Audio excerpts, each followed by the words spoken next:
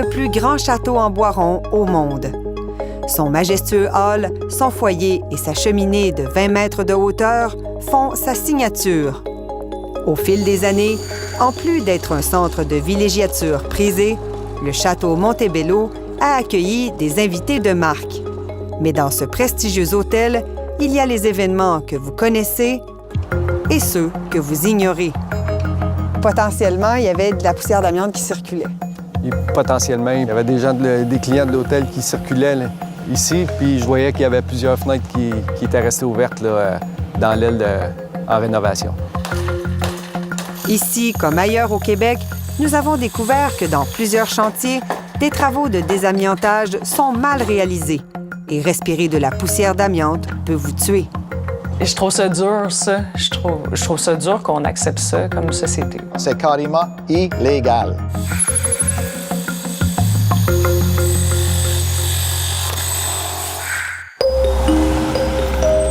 Quand le château Montebello a voulu faire peau neuve en 2018, c'est un défi qui attendait les travailleurs dans cet hôtel au charme rustique. Donc, on voit que c'est neuf. Tout a été refait là, ici. Pour accéder à la plomberie, les travailleurs du chantier n'ont pas eu le choix de retirer les vieux planchers, les murs aussi. Toutes les chambres doivent être rénovées, des travaux de plus de 15 millions de dollars.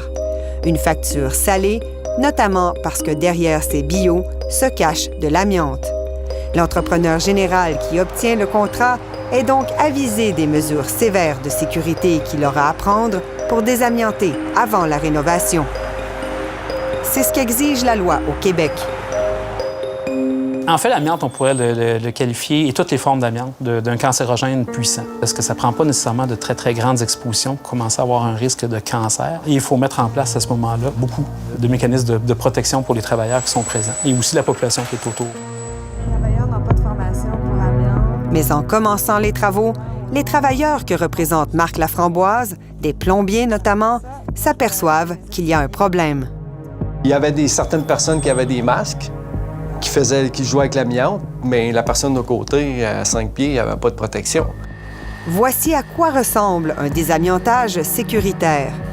Dans cette vidéo, les travailleurs portent un habit étanche et un masque complet. La zone de travaux est complètement scellée. Une zone de décontamination assure aussi que les travailleurs ne charrient pas de matières dangereuses à l'extérieur. Prenez tout ce que c'est qui documentaient au fur et à mesure qu'ils voient. Mais ce n'est pas ce qui s'est passé.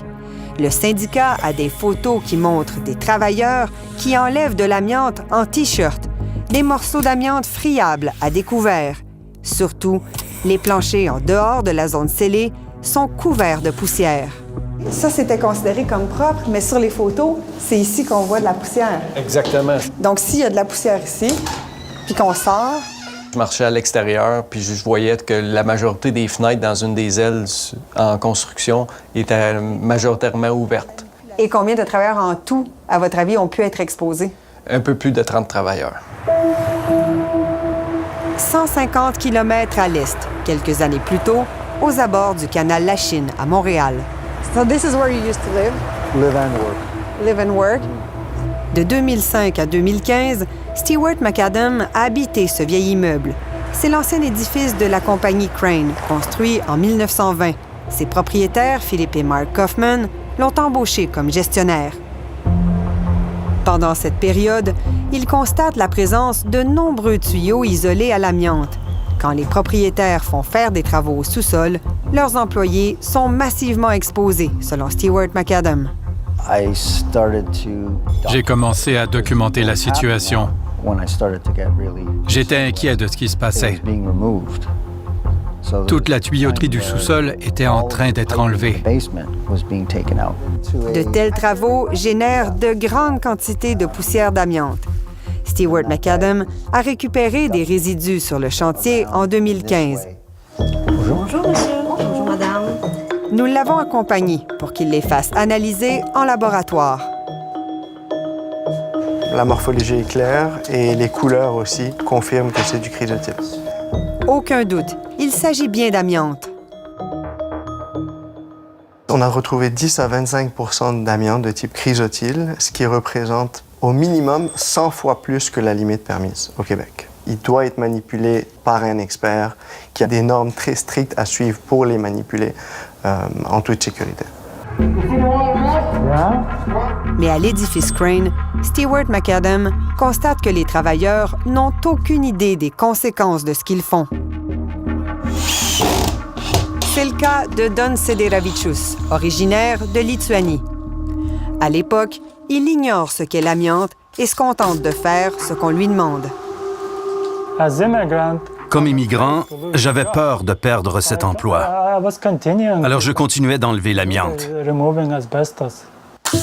Il quitte régulièrement l'édifice avec ses vêtements complètement recouverts d'amiante, contrairement au règlement.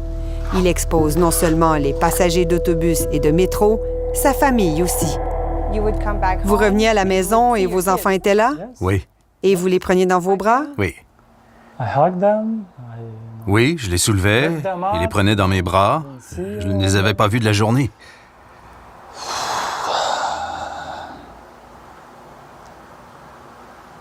Vous ne saviez pas que c'était de l'amiante? Non, je ne savais rien. Quand on est exposé à l'amiante, on ne tombe pas malade le lendemain. Ça prend des fois jusqu'à 40 ans avant que la maladie se développe. Stewart McAdam a réuni certains travailleurs et résidents de l'immeuble pour qu'ils obtiennent des informations de l'Association des victimes d'amiante du Québec. Pour l'exposition à l'amiante, les scientifiques n'ont pas encore réussi à identifier en bas de tel niveau, pas de danger. Dans la salle, c'est l'incrédulité et la colère. Vous ne saviez pas tant que ça qu'il y avait autant d'amiante? Absolument pas. Le gérant de projet qui était là, c'est simplement, si tu veux ta job, fais ce que je te demande. J'ai énormément de frustration envers le propriétaire du building qui savait très bien que j'habitais là avec un enfant, mon chien, ma petite famille, qui n'a jamais pris le temps de m'informer de la situation. Tous ceux qui ont été potentiellement exposés devraient être notifiés, point à la ligne. Stewart McAdam a alerté les autorités à l'époque. La Commission de la construction est intervenue pour l'embauche de travailleurs non qualifiés. Les Kaufman ont dû verser 270 000 $ en salaire impayé.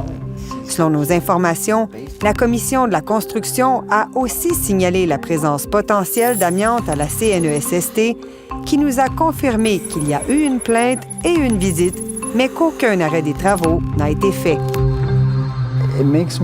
Ça me frustre vraiment. Selon moi, ils ne veulent pas que les gens sachent.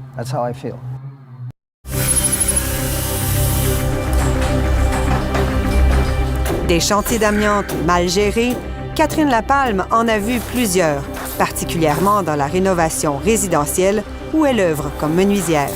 D'après moi, là, je pense qu'il y a 75 % des entrepreneurs qui ne font pas dans les règles de l'art le désamiantage. Là.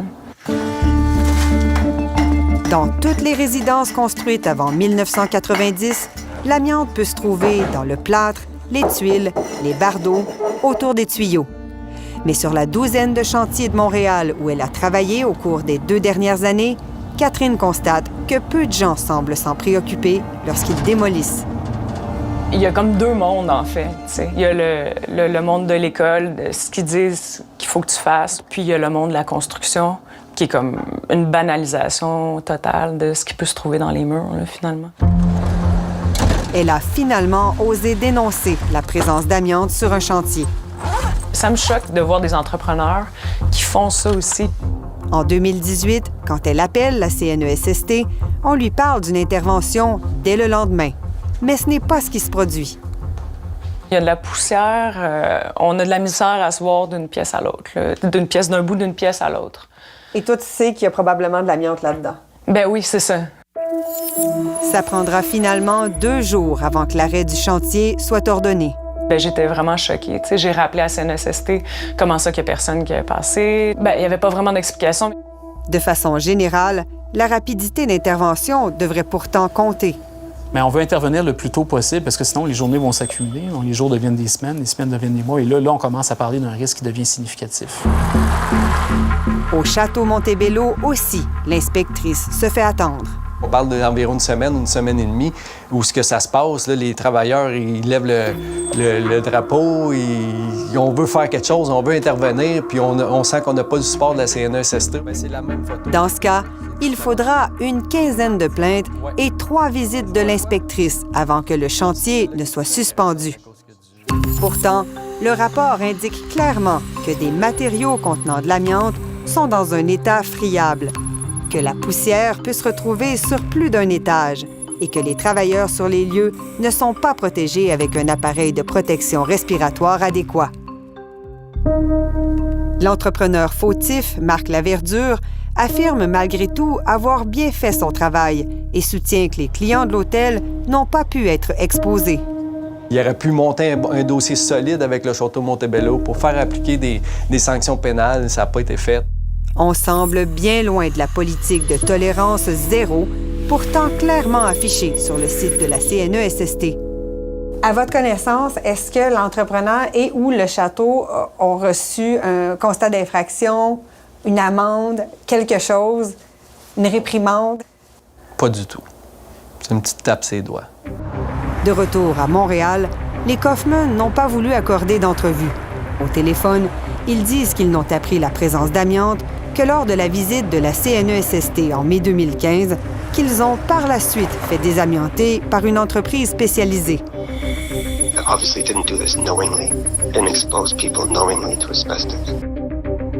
Mais souvenez-vous de la vidéo qu'on vous a montrée plus tôt. Elle a été tournée presque 2 semaines avant le passage de l'inspectrice. Il y a de l'amiante bien visible et exposée autour du réservoir. Un travailleur va jusqu'à le manipuler sans l'équipement nécessaire. Voici le même réservoir, vu d'un autre angle, une dizaine de jours plus tard, tout juste avant la visite de l'inspectrice. Tout le revêtement d'amiante a été enlevé. Philip Kaufman ne reconnaît pas ces images. Ils ne nous ont même pas donné de masque au début. On coupait ça au couteau et on enlevait ça morceau par morceau. Et comme c'était haut dans les airs, la poussière tombait sur nous. Phil et Mark Kaufman ne nous ont rien dit à ce sujet. 5 ans plus tard, Stewart McAdam talonne toujours la CNESST pour qu'elle fasse un suivi auprès des personnes exposées. Moi, j'ai aucun moyen de savoir qui était là, qui a travaillé là, et l'employeur doit informer ses travailleurs qu'il y avait un arrêt de travaux pour l'amiante, mais ensuite de ça, moi, j'ai plus de contrôle. Le gouvernement devrait obliger la Commission d'instaurer une nouvelle pratique de registre d'exposition à l'amiante lorsqu'un travailleur est exposé sans protection. En attendant que le gouvernement agisse, l'Association des victimes d'amiante essaie d'informer et de répertorier les personnes qui ont respiré de la poussière d'amiante. C'est crédible, c'est écrit, ça reste à vie comme document pour documenter votre exposition. Parce qu'on ne saura que dans 10, 20, 30 ans, combien de victimes pourraient avoir fait les chantiers où les règles n'ont pas été suivies. C'est pas juste les travailleurs, là. Quand on fait de la démo, c'est aussi des ventilateurs, tu sais, qui garochent à l'extérieur, dans des parcs, chez les voisins, qui garochent des fois juste du gis, mais des fois de l'amiante aussi. Ça se peut, ça contient l'amiante. C'est notamment pour cette raison que la ville de Westmount a décidé de prendre les grands moyens. Les résidents doivent prouver à la ville qu'ils ont fait un test pour savoir s'il y a de l'amiante dans leur propriété avant d'entreprendre des rénovations. Vous pouvez carrément ne pas émettre de permis tant que vous n'avez pas le document. Ils n'ont pas le choix. C'est soit ça ou je donne pas le permis. Et un grand nombre des résidences de Westmount contiennent la substance cancérogène. C'est à peu près moitié-moitié des cas où il y a de l'amiante. Parce qu'une fois que les choses tournent mal sur un chantier, personne ne semble vouloir informer les victimes potentielles. Les gestionnaires ne veulent même pas accorder d'entrevue. C'est un sujet qu'on n'a pas vraiment envie d'aborder. On veut pas en parler. Le moins on en parle, le mieux on se porte. De notre côté, tout est correct. Si vous n'étiez pas venu vers nous, en fait, avec ce sujet-là, c'est jamais quelque chose qu'on aurait voulu mettre de l'avant. Le propriétaire du château Montebello, le groupe chinois Evergrande, a lui aussi refusé de répondre à nos questions. Et des questions, il risque d'y en avoir encore, parce que 2 autres ailes du château Montebello doivent être rénovées en 2020.